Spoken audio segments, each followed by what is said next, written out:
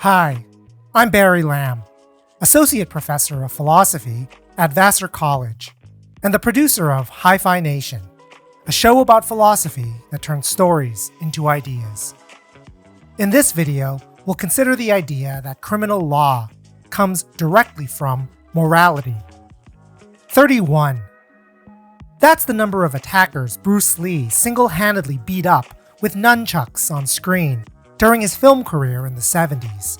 Lee introduced the American public to nunchucks, and by the time his final film was released, Americans were at the height of their panic over nunchucks, sai, and ninja throwing stars. Many states even criminalized the possession of all these weapons.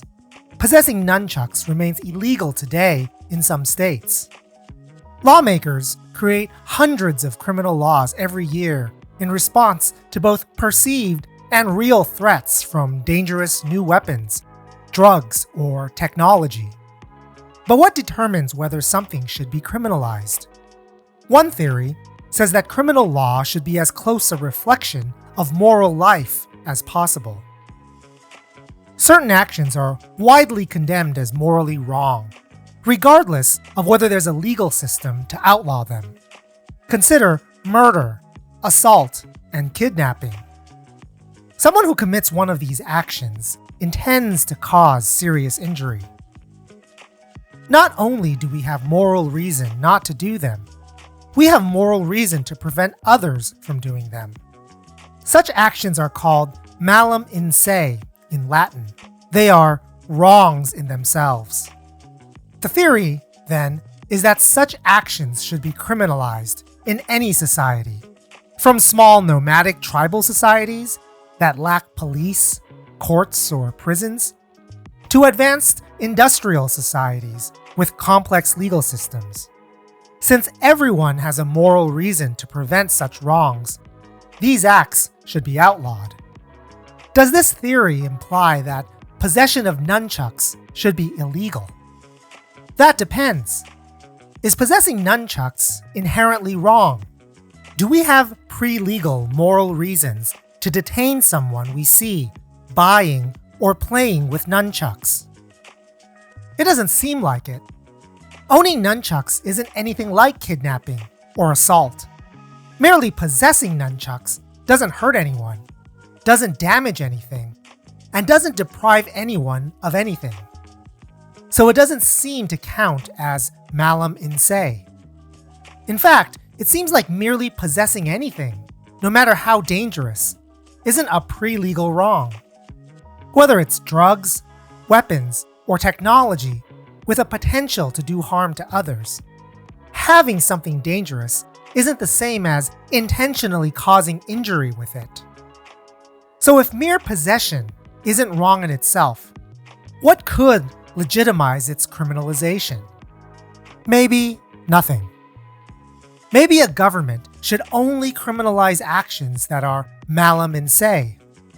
This idea puts a high value on freedom and autonomy, our ability to choose for ourselves what to do.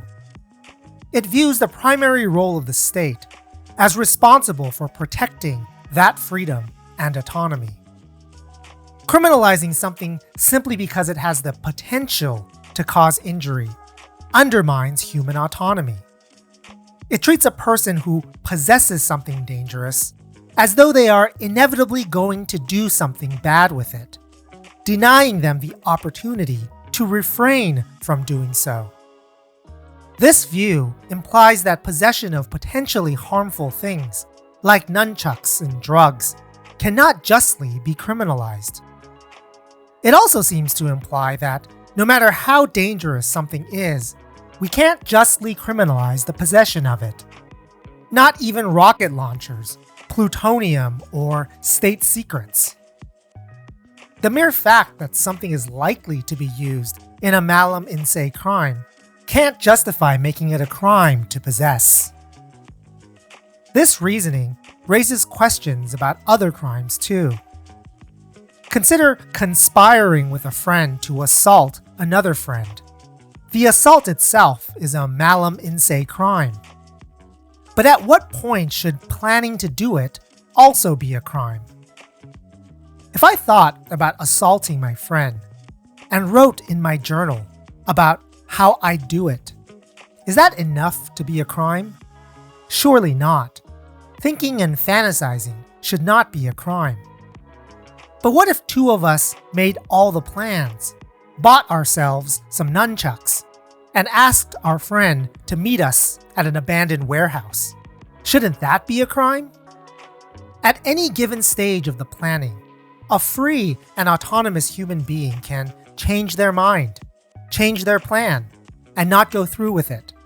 Right up to the point where I'm swinging a nunchuck at my friend. If we never go through with the assault, then all that planning would end up being fantasy and desire, not a malum in se act. A legal system that maximally respects autonomy would treat conspirators just like they treat possessors of nunchucks. Fully respecting freedom would allow people to fantasize and desire, plan and take steps to do bad things, without treating them as though they're going to eventually do it. Many people want and expect the state to criminalize conspiracies and substantive steps towards committing a crime. We shouldn't need anyone to get hurt before the law can intervene. This shows that we want the state to do more than maximally preserve freedom and autonomy. Maybe we also want the state to reduce our risk of harm or increase the overall social good, even if this means violating some of our freedoms, even if this means criminalizing acts that are not malum in se. Maybe, depending on what good comes from it, the possession of nunchucks should be a crime. What do you think?